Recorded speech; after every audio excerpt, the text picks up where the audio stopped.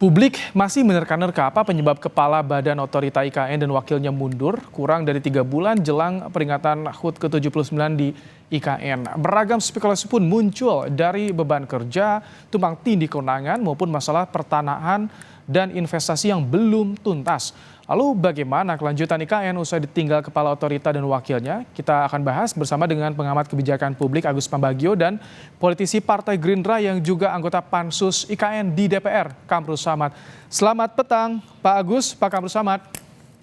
Ya, selamat petang. Assalamualaikum. Waalaikumsalam warahmatullahi wabarakatuh. Pak Kamrul Samad, sebagai anggota Pansus nih, saya ingin ada gambaran. Jadi bagaimana saat ini? On the track tidak pembangunan IKN untuk saat ini? Terganggu tidak tahapannya dengan mundurnya kepala dan wakil kepala otorita ini? Pertama, kita perlu mengetahui bahwa di DPR sekarang nggak ada lagi anggota Pansus IKN. Tugasnya udah selesai. Oh, oke, Jadi baik. setelah Undang-Undang IKN disahkan, maka otomatis Pansus itu sendiri selesai masa tugasnya. Kemudian, apakah terganggu pembangunan IKN?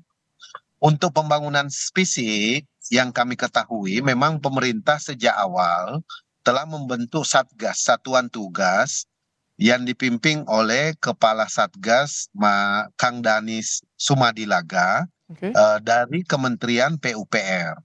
Jadi pembangunan fisik ini dibawa koordinasi Kasatgas, pembangunan fisik yang ada di ibu kota negara. Nah, kemudian otorita IKN itu adalah bertugas memang untuk menyiapkan infrastruktur yang menyangkut dengan masuknya investasi. Apa saja yang harus dipersiapkan? Pertama, regulasi. Yang kedua, pemetaan lahan yang clear antara satu dengan yang lain. Yang ketiga, tentunya yang berkaitan dengan pengembangan ke depan. Karena di dalam Undang-Undang IKN ini disebutkan bahwa masa pembangunan IKN ini dengan 4 tahap: perencanaan, pembangunan, pemindahan, dan pengoperasionalan itu lebih kurang 25 tahun, yaitu sejak 2022 sampai 2045. Jadi ada 23 tahun waktu yang diberikan pemerintah untuk melalui 4 fase: perencanaan, pembangunan, pemindahan, dan pengoperasionalan. Jadi kami yakin dan percaya bahwa langkah pemerintah menunjuk Menteri PUPR sebagai pelaksana tugas Kepala Otorita IKN bisa sekaligus mempercepat jalur koordinasi teknis baik untuk ketersediaan lahan maupun untuk kerjasama atau regulasi yang berkaitan dengan investasi yang akan masuk di IKN. Begitu, Mbak. Baik, Pak Agus, kalau Anda melihat ini alasan mundurnya kepala dan wakil kepala otorita IKN ini tak gamblang dijelaskan. Publik banyak yang berspekulasi, banyak rumor.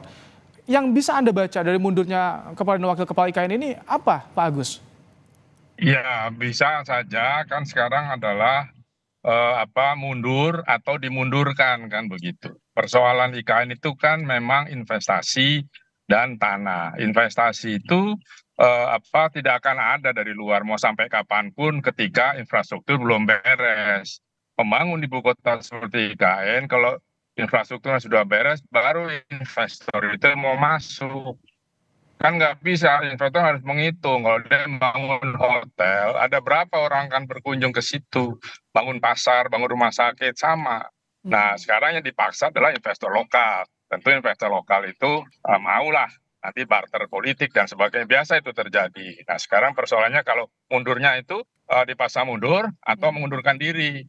Ya kan, dua itu belum dijawab oleh pemerintah. Tapi saya patut diduga ya diminta berhenti lah, tapi indahnya ya mundur gitu. Itu sih. Oke, Pak Kamrul Samad, apakah ini ada kemungkinan dimundurkan? Karena belum ada penjelasan yang gamblang nih soal alasan mereka mundur. Mengenai statusnya pengunduran diri ya, kalau kita dengar langsung penjelasan dari pemerintah yang disampaikan Menteri Sekretaris Negara, itu kalimat yang dipakai adalah mengundurkan diri. Maka itu yang kita harus percaya. Alasan pengunduran diri apa, itu memang juga kita nanti melalui komisi terkait, DPR pasti akan menanyakan kepada pemerintah di dalam rapat kerja dengan pemerintah tentang alasan pengunduran diri dan apa latar belakang masalahnya, serta bagaimana solusi jangka pendek dan jangka menengah supaya kepercayaan investor bisa dibangun kembali, baik investor dalam negeri maupun investor luar negeri. Karena tidak mudah membawa investor ke wilayah baru, apalagi koridor pembangunan itu berada di pulau yang berbeda dengan PDB nasional kita yang mayoritas Pak Kamru Samad, ada di Pulau Jawa. Pak Kamru Samad, kemarin kita wawancara dengan KSP Pak Ngabalin, bilang katanya sudah ada pembicaraan soal rencana mundur ini berbulan-bulan. Nah, dari DPR, apakah mendapatkan info apakah ada masalah di IKN atau persoalan ini antara kepala dan wakil kepala ini? Dalam rapat kerja teman-teman di DPR dengan otorita IKN memang ada masalah manajemen tentunya di internal yang mesti diatensi untuk penyelesaiannya. Apakah mengenai reward atau mengenai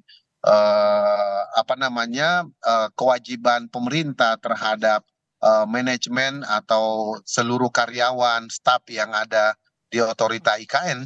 Tapi kami yakin dan percaya itu bukan masalah yang fundamental, substansi mungkin. Ada sesuatu yang kita ingin dengarkan lebih jelas, lebih gamblang dari pemerintah, dan forumnya saya kira adalah rapat kerja pemerintah dengan DPR. Itu jauh lebih elegan dan itu bisa kemudian rakyat mendengar apa rencana kerja pemerintah ke depan untuk menyelamatkan pembangunan IKN ini, khususnya menjaga kepercayaan investor untuk masuk dan juga menuntaskan permasalahan lahan yang ada di sana. Begitu, Mas. Pak Agus, ternyata tadi disampaikan dari Pak Kamru Samad ada permasalahan manajemen internal. Ini bagaimana ke depan soal nasib IKN jika melihat kondisi seperti ini, Pak Agus? Bisa percaya lagi nggak investornya?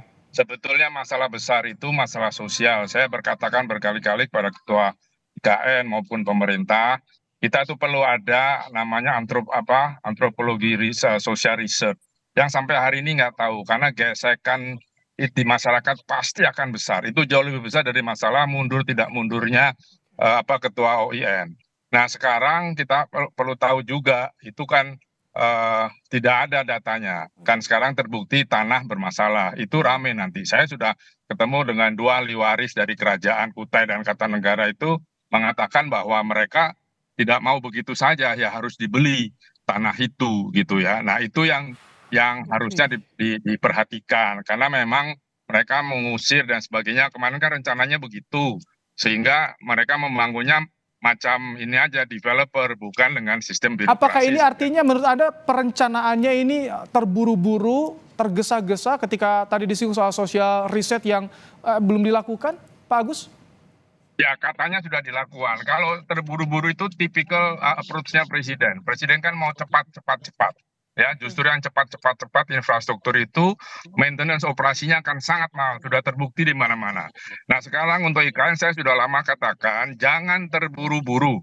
Pertama, tanah itu lembek, di situ lempung gitu, kalau hujan jadi kayak bubur, itu katanya sudah ditangani secara teknis. Oke lah, saya percaya, saya bukan orang teknis. Tapi itu harus diperhatikan. Kita lihat nanti seperti apa. Kalau semua terburu-buru seperti ini, tidak akan pernah beres. Mungkin jadi, tapi cost operation sama maintenance kan sangat mahal. Contoh jalan tol, contoh bandara, contoh kereta cepat, mahal sekali itu.